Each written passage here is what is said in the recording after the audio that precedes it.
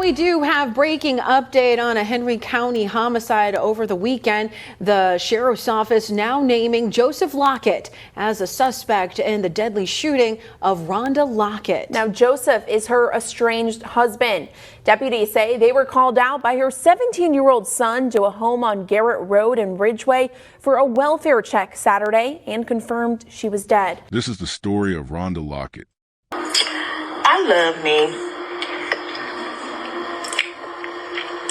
I love me. I love the person that I've became. Because now it's like I'm in charge. And I feel good about it. No shame. Yeah, I love me. My black is beautiful. This past Saturday at approximately 12:15, we received a call to conduct a well-being check there on Garrett Road in Ridgeway. Our deputies responded shortly thereafter. Upon arrival at the home, they made contact with a 17-year-old male juvenile who had stated he had just found his mother in a state of distress and that she needed help. Our deputies immediately went inside. What we determined was that individual was in fact deceased at that time. Through the course of the investigation, this investigative team worked diligently, day in and day out, to bring justice to this family for this tragic incident. So what we determined is that the individual, Miss Rhonda Hairston Lockett, was in fact deceased from a single gunshot wound. Through the course of that investigation, they spent Saturday and Sunday collecting physical evidence, forensic evidence, and conducting witness interviews. As a result of that, we determined that Joseph Chad Lockett was responsible for her death. At such time, we charged him with first-degree murder. We currently have an outstanding first-degree murder warrant on him. We are looking for his whereabouts, so anyone who may know where he's at, please contact 911 or the Martinsville-Henry County Crime Stoppers program. We do believe that he could be dangerous to our community, so we ask for anyone's help to bring him into custody today.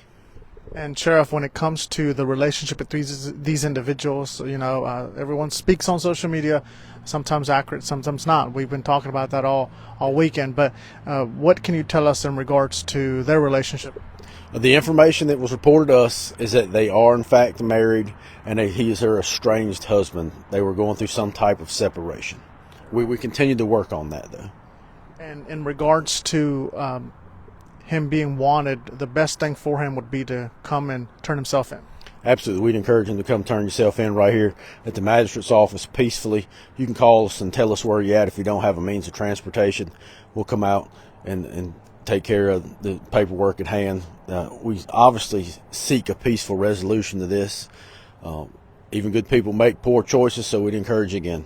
If you're listening, Mr. Lockett, please turn yourself in or let us know where you're at so we can take you into custody without incident. And Sheriff, has this been a complex case in regards to, I know all of them are, but what has this put strain on your deputies? Again, I'm blessed to have such a strong team here at the Sheriff's Office, so unfortunately, we have far too much experience with these. It's really sad. This is at least our third domestic-related homicide this year. There's no place in society. It's 2025. There's no place for domestic violence. So we encourage anyone to look for the warning signs of domestic violence.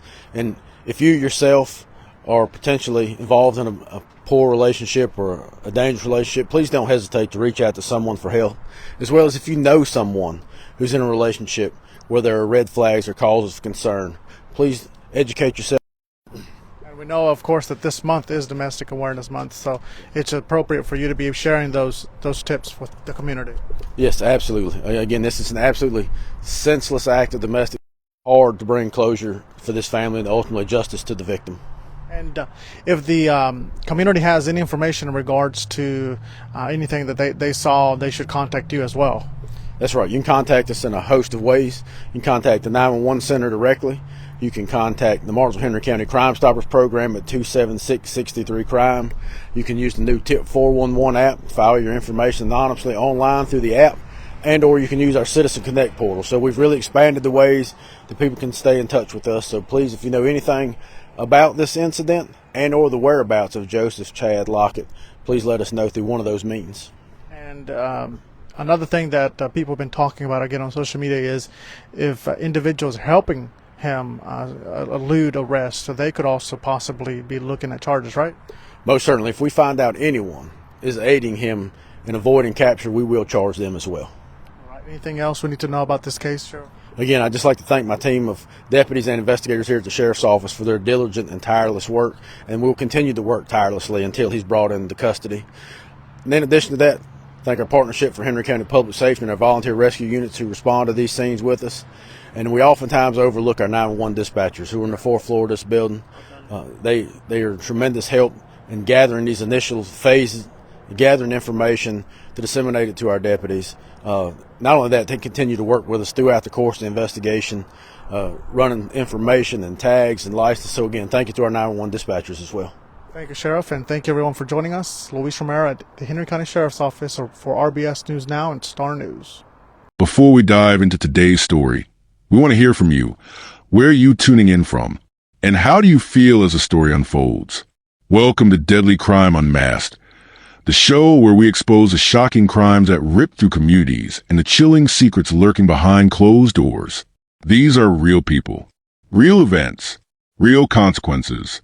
Don't forget to subscribe and activate notifications. You won't want to miss the gripping story that's coming up. Now let's dive in. Rhonda Lockett was 39 years old at the time of her death.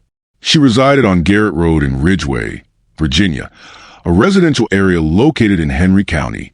Her home served as a central place for her daily routines, family interactions, and personal responsibilities. According to family and community members, she was known within the area and maintained multiple community connections. These included relationships built through her workplace, her church environment, and her extended family network. Her confirmed employment record includes work at Drake Extrusion Incorporated, a manufacturing facility in the region. Additional jobs remain unverified in public reports, but family statements confirm her long-term commitment to consistent work. Her employment contributed to her financial stability and allowed her to support her household and children. Her family structure included 2 sons.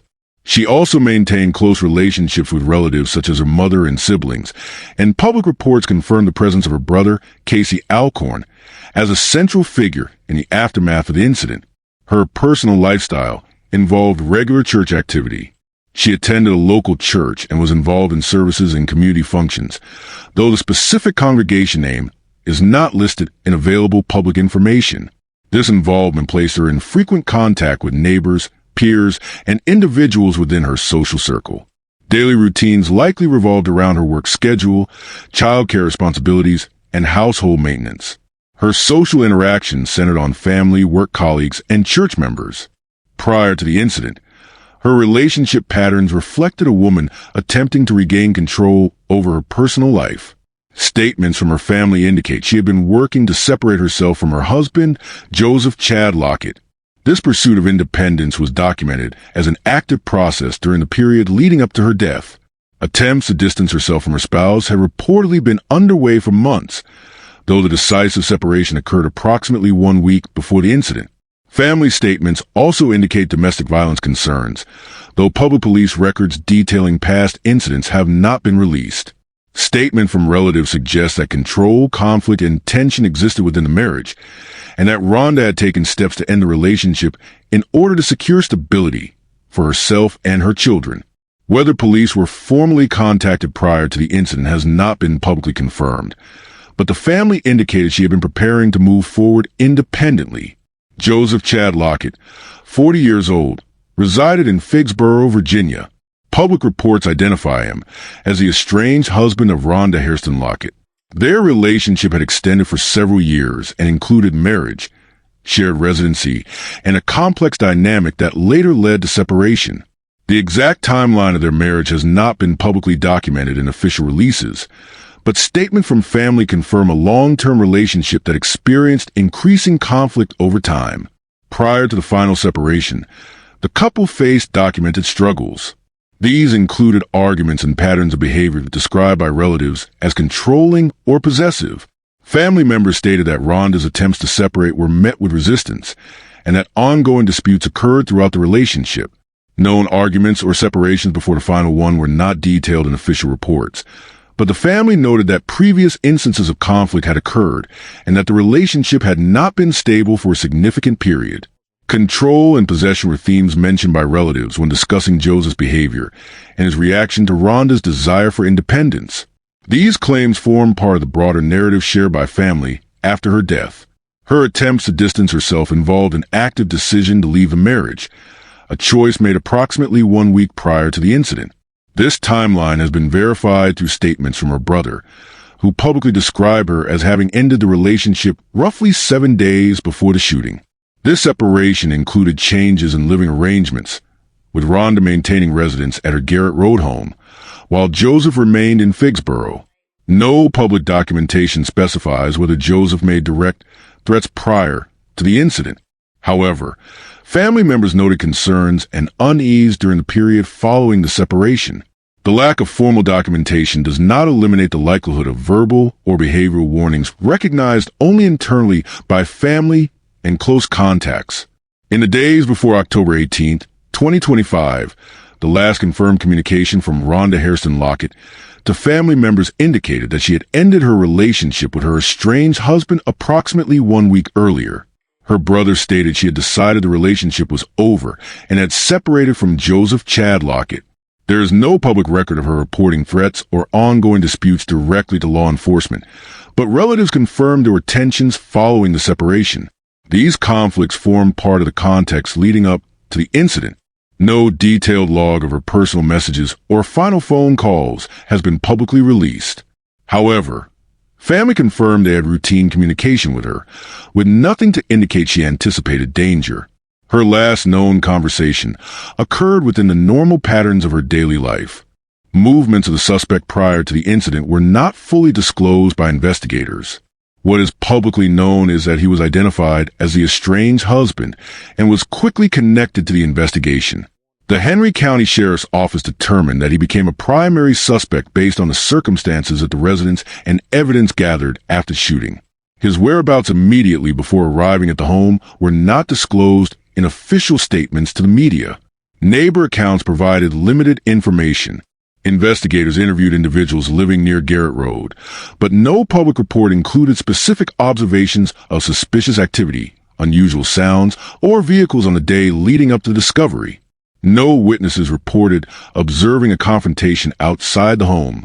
Regarding social media posts, text messages, or calls, authorities did not release any digital communications tied to Rhonda or Joseph. No posts were cited as part of the investigation during initial reporting. It is unknown whether law enforcement collected devices for analysis.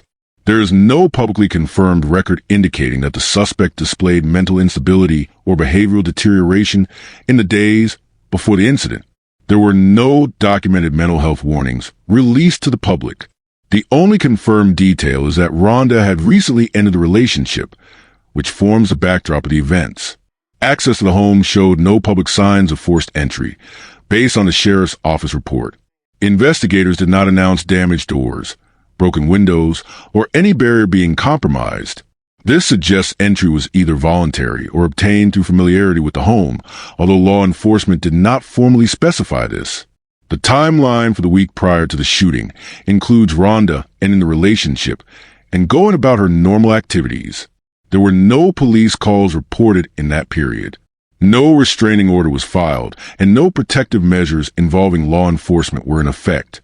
Family members stated they were aware she had separated from Joseph.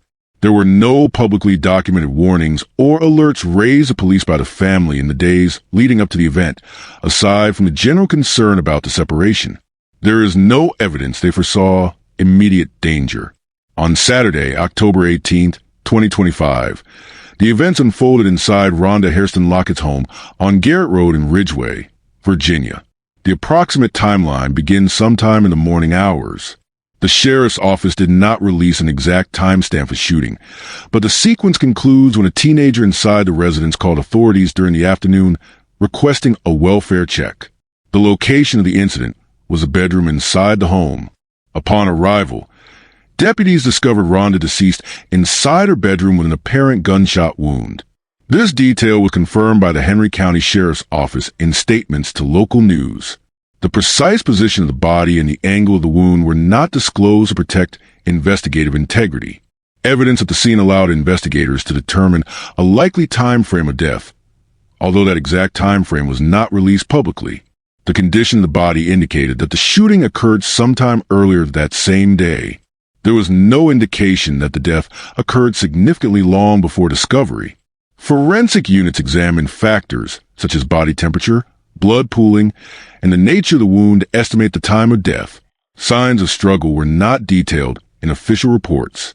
No public release mentioned overturned furniture, damaged items, or defensive wounds.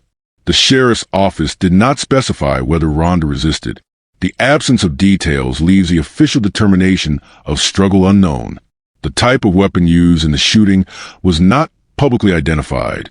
Investigators did not release whether the firearm was recovered at the scene or elsewhere. No caliber, serial number, or ownership information was made public at the time of the suspect arrest. The condition of the residence at the time of discovery was described only through limited statements. Deputies conducted a standard interior sweep and secured the scene. There were no public mentions of ransacking, theft, or property damage beyond the events directly tied to the shooting. Items found or missing from the scene were not released. The sheriff's office did not indicate whether valuables, electronics, or personal documents were disturbed. No information suggests robbery as a motive.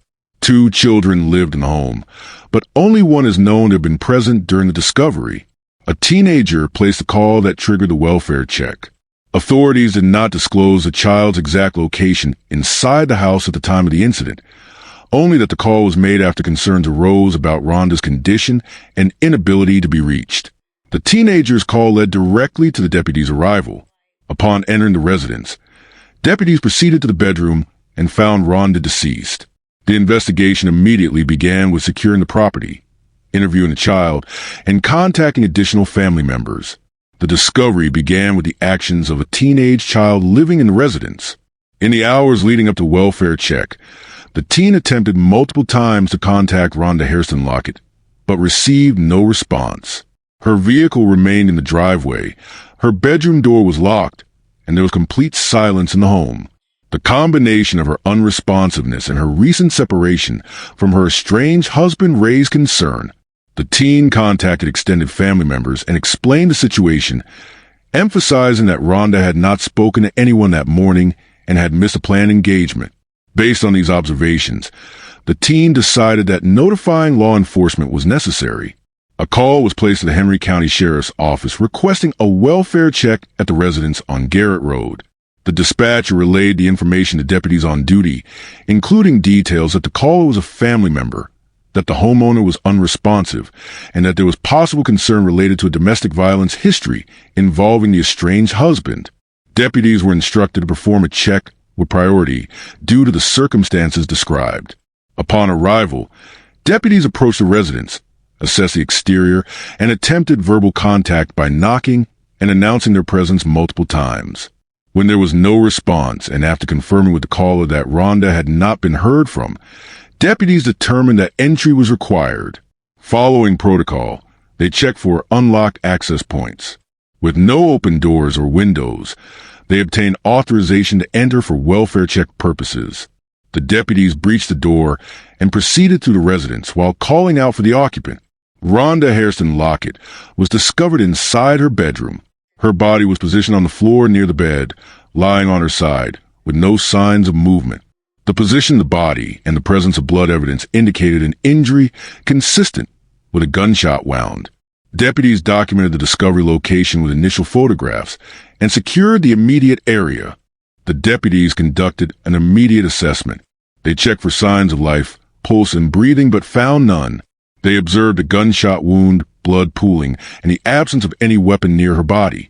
Based on these observations, they notified dispatch to request detectives and forensic personnel. EMS was called to confirm the absence of vital signs, which is a required procedural step in homicide-related cases. Evidence collection protocols began once the scene was secured. Deputies established a perimeter around the bedroom to prevent contamination. Forensic technicians arrived and documented the scene through photographs, sketches, and trajectory examinations. They collected physical evidence, including shell casings of present, blood samples, fingerprints, footwear impressions, and any disturbed household objects. They also examined entry points to determine whether forced entry occurred.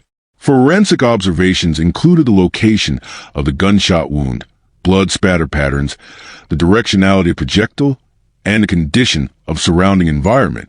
Technicians noted that the injury appeared consistent with a close-range firearm discharge, though final determination would come from the medical examiner. They also documented the victim's clothing, body position, and visible injuries. Family members who had gathered outside the home were interviewed briefly. Deputies collected preliminary statements, focusing on the last known contact with Rhonda, her relationship status, and any recent conflicts or threats. The teen child provided information about the locked bedroom door, earlier attempts to reach her, and recent separation from the estranged husband. Based on physical evidence and early observations, the case was immediately classified as a homicide. Deputies filed an initial incident report and forwarded details to the investigators assigned. The official time of death was later established by the medical examiner, but the time of discovery and reporting was logged at the moment. EMS confirmed that the victim was deceased. All initial findings were entered into the Henry County Sheriff's Office incident system to begin the formal investigative process.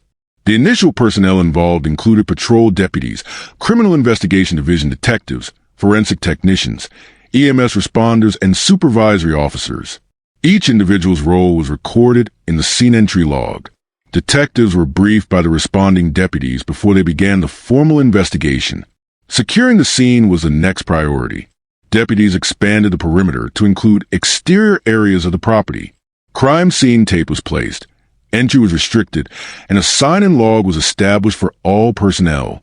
Detectives conducted a walkthrough to identify evidence points and determine the sequence of events.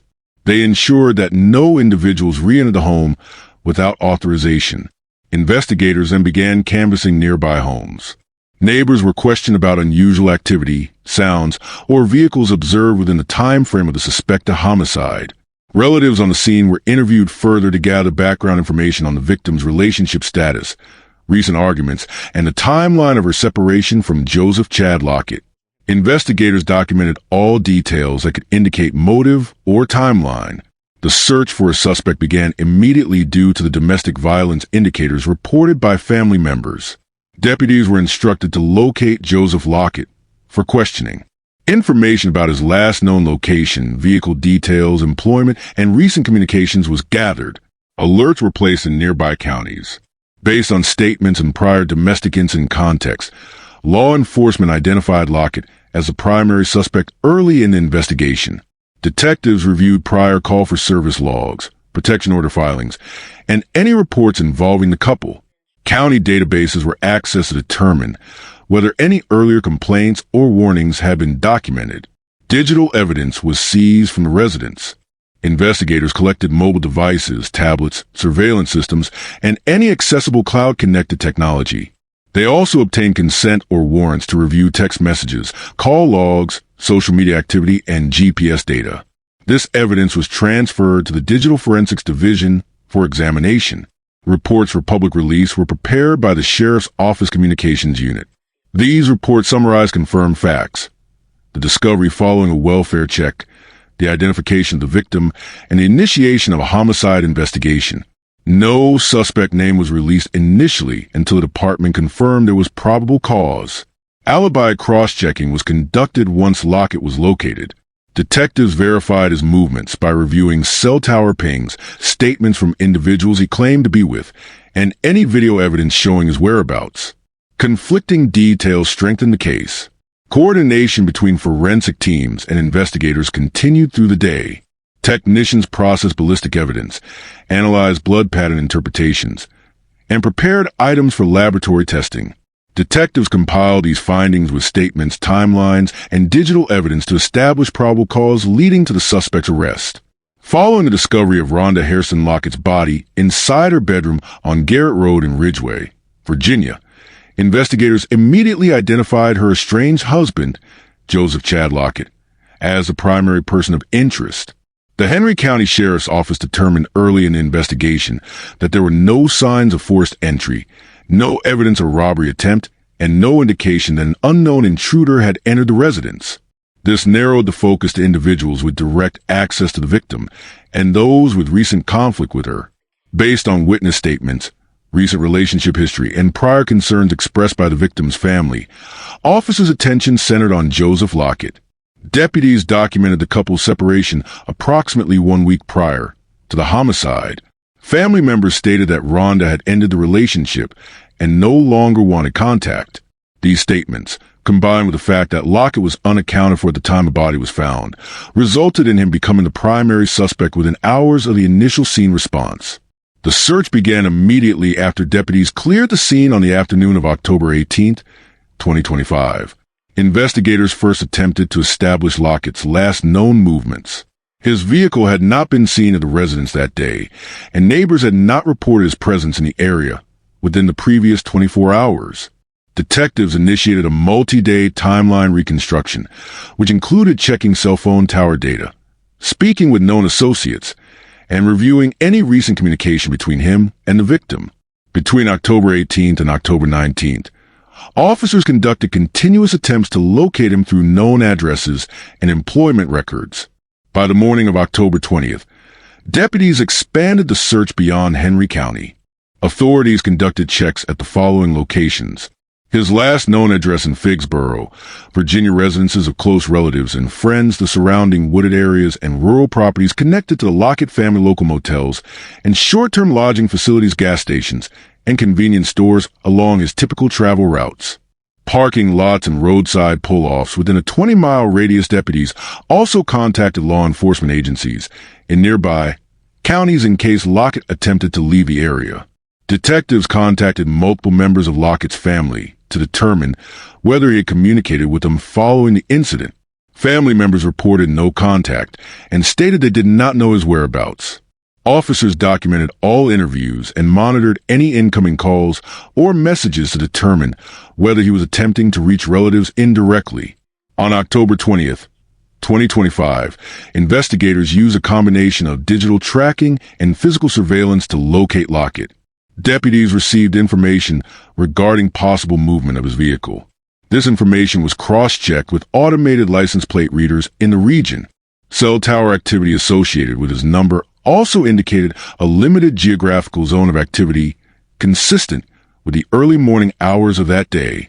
Based on this combined data, officers narrowed the search to a residential area where he was believed to be hiding.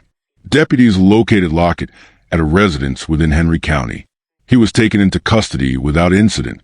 The arrest occurred on the afternoon of October 20th. Officers secured him at the location, conducted a safety sweep of the premises, and transported him to the sheriff's office for processing. A search was conducted for weapons, electronic devices, and clothing that could contain evidence. Upon arrest, Lockett was charged with first-degree murder, use of a firearm, and the commission of a felony. These charges were filed based on preliminary investigative findings, witness statements, and physical evidence recovered at the crime scene. Lockett was booked at the Henry County Jail. Booking procedures included fingerprinting, photographing, documenting physical condition, and securing any property found on his person. Officers also completed an initial interview intake form. There is no record of him providing a formal statement during processing. After booking, he was transferred to the county detention facility for housing. Deputies place him under standard precautionary monitoring for suspects charged with violent offenses. Records indicate he was held without bond pending his magistrate appearance. Lockett appeared before a magistrate shortly after his arrest. Charges were formally read, and the court denied bond due to the severity of the offense and the ongoing investigation. The case was then scheduled for review by the Commonwealth's attorney. Deputies recovered a shell casing inside the bedroom. The casing was collected, photographed, and submitted for ballistic comparison. Examination would determine whether it matched any weapon linked to the suspect. Testing was performed on the victim and surrounding surfaces inside the room to determine firing distance and trajectory. GSR analysis supported that a firearm had been discharged in close proximity to the victim. Blood patterns were documented on the bed and nearby surfaces. These patterns were examined to determine position and sequence of events. All casings found were marked and logged in evidence. Their position was photographed for reconstruction. Crime scene technicians documented the entire residence, including entry points, bedroom layout, and all physical evidence. Officers recorded measurements, took photographs, and created diagrams for later courtroom use. No signs of forced entry were found. Investigators reviewed text messages, call logs, and social media interactions between Rhonda and Lockett. Recent communication indicated conflict and separation.